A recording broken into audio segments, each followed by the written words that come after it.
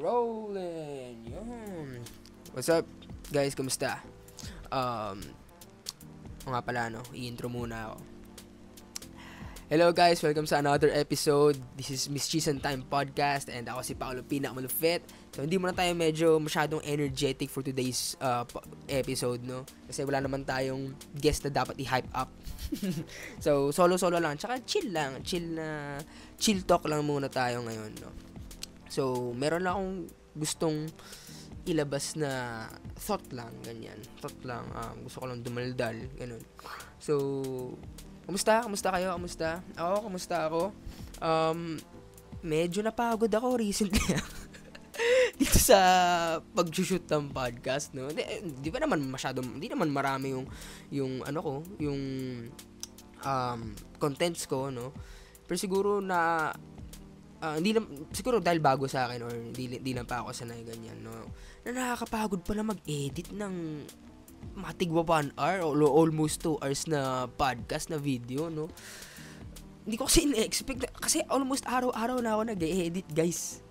Sa totoo lang kasi ang haba kasi syempre pinapanood ko talaga yan ng buo kasi syempre baka mayroong mga kailangan i-cut or yung audio levels, 'di ba? Yung pasok ng music, mga ganyan. Tapos, syempre, ginagawa ko pa rin sila ng teaser. So, mag-nitpick ako dun ng mga, tawag dito, ng mga parts kung saan yung mga interesting parts. Mag-nitpick ako dun ng mga interesting parts na pwedeng ilagay sa teaser. So, yun. Araw-araw ako nag-edit, yeah. It takes a lot of my time, ganyan. Pero, hindi mo nagre-reklamo, no? Share ko lang naman. Ano man mamaya, hindi nyo na ako sundan yan kasi, nagre-reklamo pala. Hindi mo ako nagre-reklamo, share ko lang naman na medyo napagod na ako recently, no? And, kaya ngayon, parang gusto ko rin din muna mag-break muna sa mga, guesting. Saglit na break lang, hindi naman buwan, ganun, no? Pahinga lang ng onte. Medyo pahinga lang ako ng onte kasi napagod talaga ako. Araw-araw na ako nag-e-edit, no? Kasi meron akong thoughts ngayon na gusto kong i-share. This is about clarity. Finding clarity, no? So, anong finding clarity pinagsasabi na ito? So, siguro quickie podcast lang to. Di ako mag-expect dito ng mahaba. Kasi ayoko na rin mag-edit ng mahaba muna sa ngayon, no? Pahinga muna tayo. And may ini-edit din pa kasi ako ngayon, may dalawa pa ako. Isang pending, di pa nasisimulan yung isa kasi kakashoot lang namin kahapon. So, siguro baka mauna tong, yung sa date na sinushoot ko tong podcast na to, episode 6 pa lang yung latest na naka-upload sa Facebook ko. Then, yung episode 7, patapos na ako sa pag-edit nun. Then, yung episode 8 is sinut namin ng mga kaibigan ko, si Jem and si Serge. Shoutout sa inyo dalawa, kahapon. No? So, tingin ko hindi na yun aabot sa February. Ito, tingin ko mapopost ko to bago matapos ang February. Kasi, medyo, tingin ko naman wala na akong i-edit masyado dito. And, maikli lang naman din siguro to. Hopefully. So, ayan. Recently kasi, siguro dala ng pagod, dala rin ng, kasi night shift ako eh. So, alam mo yun, yung rest mo, yung tulog mo, bungi-bungi, 'di ba? And siguro kaya nagkakaroon ng konting tililing ako sa utak. Nagkakaroon ako ng konting parang may konting sadness, parang gano'n na naglinger sa utak ko for quite some time, no? Alam mo yun, yung pag sleep deprived ka, syempre may effect din yun sa mental well-being mo eh, 'di ba? Kaya alam ko sa office namin, sa company namin, alam ko may may limit kung hanggang kailan ka lang, parang ganito ka lang katagal. Let's say, for example lang, 3 months ka lang max pwede magtagal ng night shift straight. For example lang naman yun. So, alam ko may ganun eh, kasi may effect nga yun sa mental well-being mo, no? So, ayun. As I was reading the mindset book, may binabasa ako sa libro, kasi wala dito ngayon, nasa babae. May nabasa ako dong isang part na meron ka dapat concrete plan, no? So, know what your goal is, then make a concrete, vivid plan, yung kaya mong i-picture out yung plan na yun, no? Towards your goal, towards working that goal, kung paano, alam mo, kung ano yung mga steps na susundan mo para ma-achieve mo yung goal yun. Then, I asked myself, no, ano nga ba talaga yung gusto ko? Like, parang ako na the deep thoughts, mga ilang, siguro mga nakaka 3 days na akong papaisip dito sa topic na to na, ano mo yun, inom nga mo ng tubig sa date lang. Sa kadaldalan ko na tutuyuan na ako ng laway.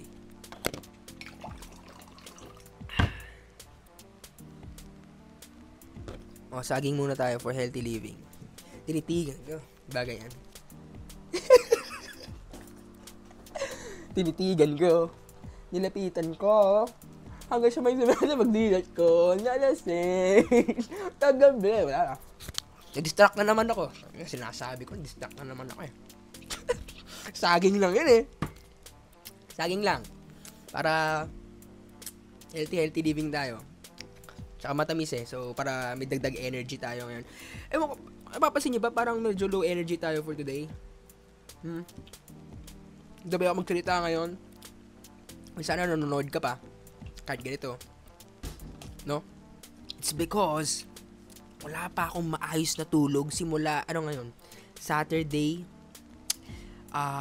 Thursday, Wednesday, panggabi ako. So, Thursday ako umuwi ng umaga. So, every time kasi ang routine ko, the fuck is this, man? So, ang routine ko is natutulog ako ng bandang 10, ganyan. Then, magigising na ako ng 4. So, 10, 11, 12, 1, 2, 3, 4, 6 hours. So, pwede na yun. Ano yun? Optimum sleep na yun for adults. Pero dapat talaga 8. No? So, pero hindi kasi ako nakatulog agad pagka-uwi eh. Ganyan. So, pagdating nung Thursday, for whatever reason, hindi ako makatulog. No? Ang babaw ng tulog ko. Siguro, kung nakatulog man ako, humiga ako ng 10, then siguro nag-start na yung tulog ko 11 na. 11 hanggang nagising ako ng mga bandang 2, ganyan. Basta ang babaw lang din ng tulog ko nun. Then kinabukasan, Friday, which is kahapon, no? Ganun na naman, di na naman ako, kahit anong higa ko, kahit anong, alam mo yun, iniikot-ikot mo na yung kama, iniikot-ikot mo na yung sarili mo dun sa kama, iba't ibang posisyon na yung sinubukan mo, pero di mo mahanap yung sweet spot, alam mo yun, na feel yun, siguro naman na feel yun na yun, no? Di kayo makatulog. Tas bad trip pa kahapon, no? Dito kasi sa kwarto ko, facing towards dito sa, malapit lang kasi yung bahay namin sa may clubhouse eh. So facing kami towards dito sa clubhouse. So meron ditong function hall.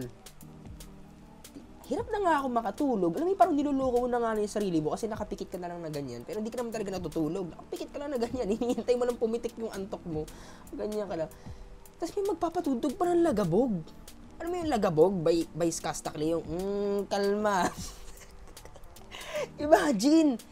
Tinry ko na iba't ibang posisyon sa kama para mahanap yung sweet spot. Tapos hanggang sa, kaganyan na lang ako. Biglang may magpapatugtog pa ng malakas ang, kalma. Baby, kalma. Alam mo yun, parang, habang nakahiga ka, parang mapapasayo ka na ng ganun eh. Paano ako makakakalma niyan, di ba? Pinapatutugan niya ako, kalma. Hindi ako makakalma niyan. Papikit akong ganyan, no? Tapos tutugtog, kalma. Baby, kalma. Inis ako, sabi ko, ano ba naman yan? Alam mo yun, parang second day mo nang walang maayos na tulog. Yung ginawa ko, lumipat ako dun sa may sala sa baba. Sabi ko, baka mas okay humiga dito sa sala. Tinry ko matulog dun, pero lahat talaga, hindi talaga umaano yung antok. Nanood lang ako ng movie, no? Tapos ito na naman, nagbukas ako ng Netflix, may bagong ad sa Netflix. Ito, connected din to sa topic natin for today, which is about clarity, no? Pagbukas ko ng Netflix, meron doon newly added movie, yung Gran Turismo. Ngayon, may bago na akong favorite na movie ngayon. Gran Turismo. Ganda talaga. Kasi, mahilig ako sa sasakyan talaga. As in, ever since bata, no, sabi nga ng tatay ko, gasolina na daw yung dumadaloy sa katawan ko, hindi dugo eh. Kasi sobrang hilig ko sa sasakyan. Bata pa lang ako inaaral ko na kung paano mag-drive. Manual kasi yung sasakyan namin dati, yung una namin sasakyan, Toyota Revo yun. So, syempre, bata ka pa, so sarap ka pa nakaupo, katabi ka ng mama mo. Lagi ako nanonood dun sa Paan ni Papa, sa Manibela, yan, napanood ko paano mag-drive. Kaya natuto ako mag-drive, walang nagturo saan mag-drive, natuto lang ako mag-isa. 9 years old pa lang, nagda-drive na ako eh. I mean, hindi mo nagda-drive na talagang around the village or around the city. Marunong ako mag-drive. Alam ko na mag-atras abante, alam ko na mag-change gear, alam yun. Practice lang dito. Siyempre, di mo na ako pinayagan din na magulang ko. 9 years old pa lang ako noon eh. Pero, nevertheless, I'm just saying na sobrang interest ko, diba, sa isang bagay na I've learned it. I enjoyed learning it, 'di ba? Gumawa ako ng paraan para matutunan ko siya, 'di ba? Kasi interesado ko sa bagay na 'yun eh. Siguro naman na ano niyo na rin 'yun, na experience niyo rin naman 'yun na meron kayong something na very interested kayo na you don't feel like inaaral mo siya, pero natutunan mo siya, 'di ba? And magaling ka pa nung natutunan mo na, 'di ba? So, 'yun. Going back nga dun sa topic na clarity, no? After ko mabasa dun sa mindset book, yung dapat meron ka concrete plan, know your goal, then make a plan towards your goal, ganyan. I asked myself, sabi ko, ano ba talagang gusto ko? Then, alam mo yun, recently parang ang dami kong gustong gawin sa buhay ko. Alam mo yun, gusto kong maging gusto ko maging ganito, gusto ko maging ganyan, na halo-halo, pero walang concrete na answer, no? Walang concrete answer sa kung ano ba talaga yung gusto kong maging, diba? Kaya I admire those people na ano eh, yung alam na talaga nila kung ano yung gusto nila. Let's say, for example, gusto mo maging doktor, diba? So, yan. Alam mo na yung mga ganyan, para maging doktor, di ba? You take this course, ganyan, subjects, specialization, then, yun. Gusto mo maging engineer, di ba? Take a 4-year course, ganyan, then, after nun, engineer ka na, pasa mo yung boards, di ba? Ano ba? Yung talagang, alam na talaga nila kung ano yung gusto nila. So, alam na nila yung mga dapat nilang tahakin. That's what I'm trying to say, no? So, I admire those people na hindi ka pa nahanap mo na kagad, no, kung ano yung talagang gusto mo, diba? Kasi once alam mo na yun, once alam mo na yun, diba? Madali na lang i-layout yung plan, diba? Madali na lang i-layout yung game plan kasi alam mo yung gusto mong maging eh, diba? So ayun, ako halo-halo yung tumatakbo sa isip ko kung ano ba yung gusto kong maging, ganyan, no?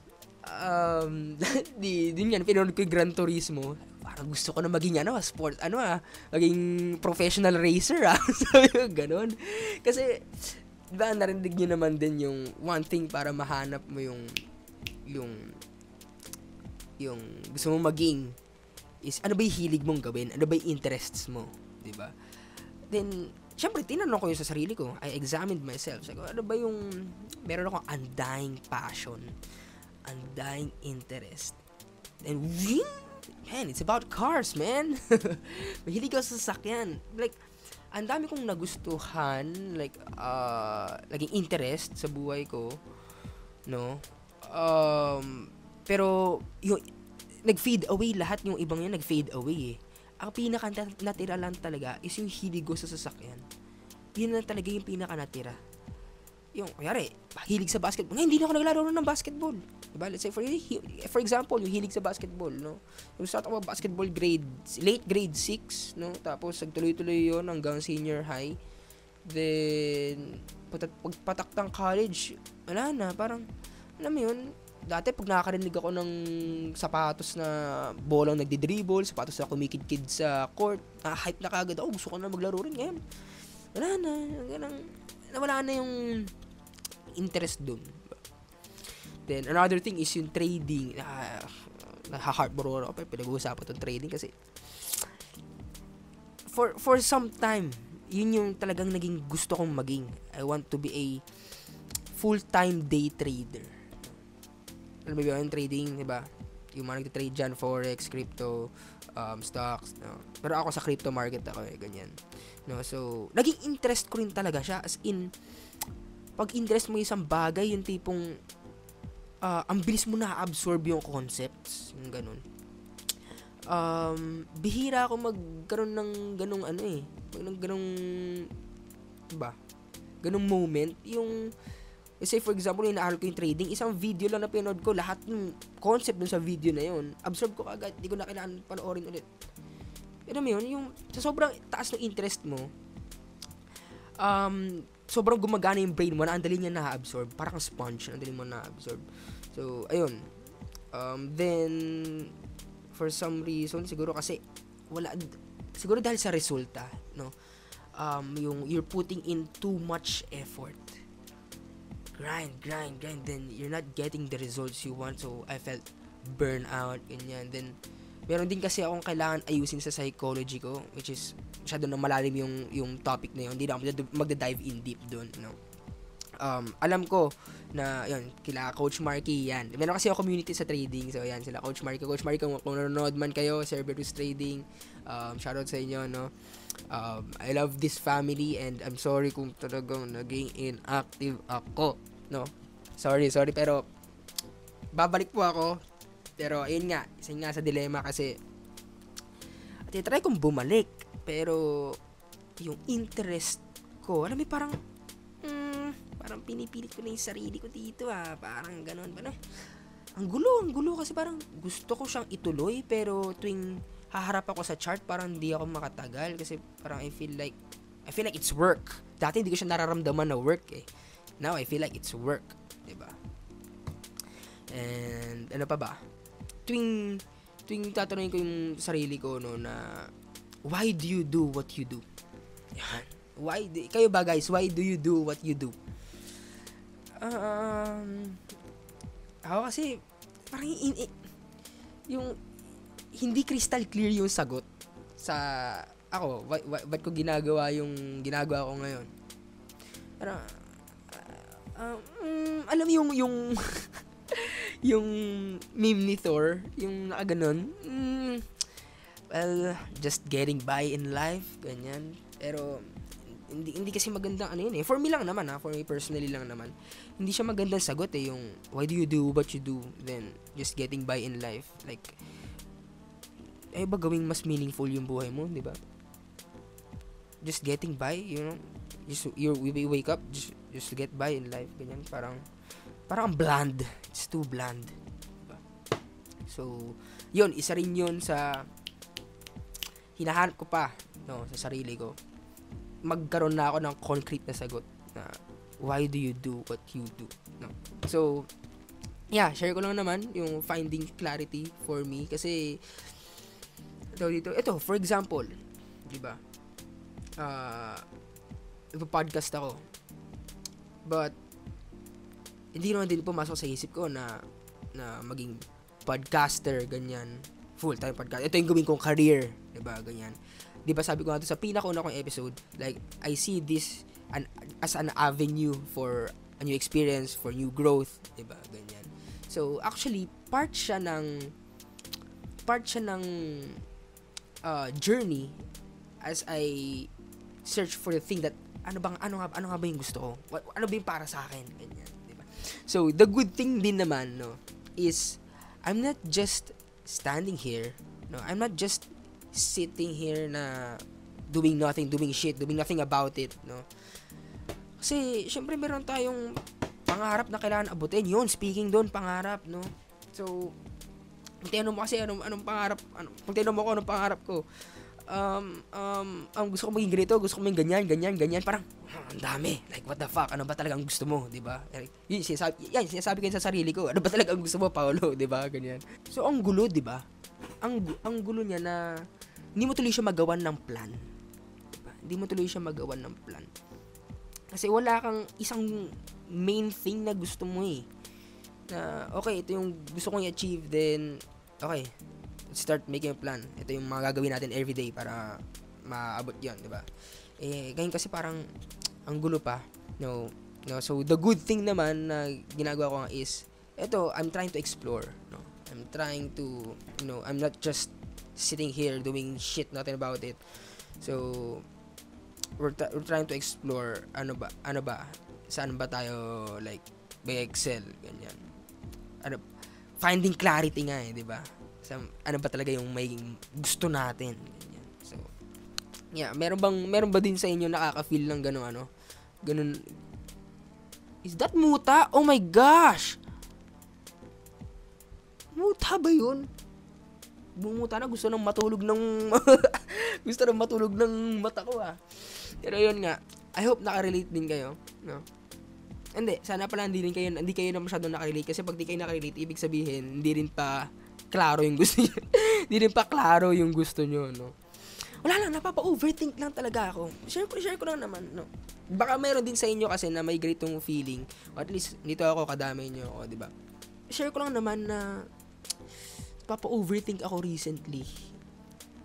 Kasi kailangan mahanap mo yun Kailangan mahanap mo yung kung ano ba talaga yung gusto mo, na crystal clear na gusto mo ma-achieve. Like, well, we all want money, diba? Like, di naman bang gusto mong maging? Gusto ko yumaman, diba? Pero, it's not enough energy to pull you there, diba? Wala dun yung sense of identity, diba? Wala yung, say for example, architect, diba? Gusto ko maging architect. Yan, parang, andun yung sense of pride, sense of identity na, basically, it's a stronger pull, diba? Besides sa money lang, diba? Gusto ko yumaman. Sino bang hindi gusto yumaman, diba? Kahit yung mahirap na nakikita mo dyan na nanilinis, gusto rin yumaman yan. Hindi sinasabi yan, gusto yumaman yan diba? Pero, wait lang. Nautusan pa, wait lang. Tolilot, tolilot, tolilululelit, blung. So, ayun. As what I'm saying, ang bland kasi pagka yun lang yung habol mo, money lang, 'di ba? Kailangan mahanap mo yung identity na gusto mong maging, 'di ba? Kaya nga na-appreciate ko yung yung alam na kagad nila gusto ko maging doktor, gusto ko maging lawyer, ganyan. So, naka-lay down na yung steps sa kanya na, 'di ba? So, yun lang. Sa mga may similar na nafe-feel dyan, no, darating din tayo doon, no. We're all in this together, ganyan. It's part of life. No, it's part of this journey, no. Actually, sabi nga nila, 'di ba, sa 20s dito mo naman din talaga parang mag-explore, no, pasikot-sikot ng buhay ng sarili mo, 'di ba? So, yeah, it's part of life and we're getting there. Basta may ginagawa ka, hindi yung basta nakaupo ka lang dyan, no, just, nahayaan mo lang. Wala namang masama doon. Choice mo naman yun, buhay mo naman yun, hindi ka naman nakakapak ng tao, pero, yun nga, don't you want to make your life more meaningful? Yun lang naman yung akin. So, yeah. Yun lang ang aking pep talk for tonight. And I hope meron kayo nakuha value, no? Thank you for listening, guys. 25 minutes, medyo hindi quickie podcast yun. No, but I hope you enjoyed. And if you find this valuable, share nyo rin sa mga tingin nyo may kakilala nyong may similar experience, similar na nararamdaman, ganyan. And if you enjoyed, you can show your support by simply liking my page or reacting to this post or leaving your comments, no? Kung may thoughts kayo, pwede nyo akong i-chat or comment nyo dyan sa baba, no? So, yeah. Thank you so much. And kita-kits sa susunod na episode. This is Paolo Pinakwalfet. Paalam. Sana mahanap natin yung clarity na yun, no? Sana hindi na ako mag-overthink sa mga susunod na araw. And, yeah. Dapat hindi rin minamadali kasi pag nagmamadali natitiso din, no? So, enjoy lang. Let's enjoy this journey, no? Mahanap din natin yung clarity na yan. Mahanap din natin yung ano pa talaga yung gusto nating maging. Siyempre, mahanap natin yan pag nag-explore tayo. So, yun yung tingin kong way, no? At least by my knowledge, no? Yun yung ginagawa kong ngayon. Game plan ngayon, no? Kasi di mo naman siya mahanap kung hindi ka mag-explore, right? Right? Yeah. Make sense. So, yun lang. Thank you so much sa pakikinig. And kita kita sa susunod na episode. I love you guys so much. Thank you. Bye-bye. Mwah.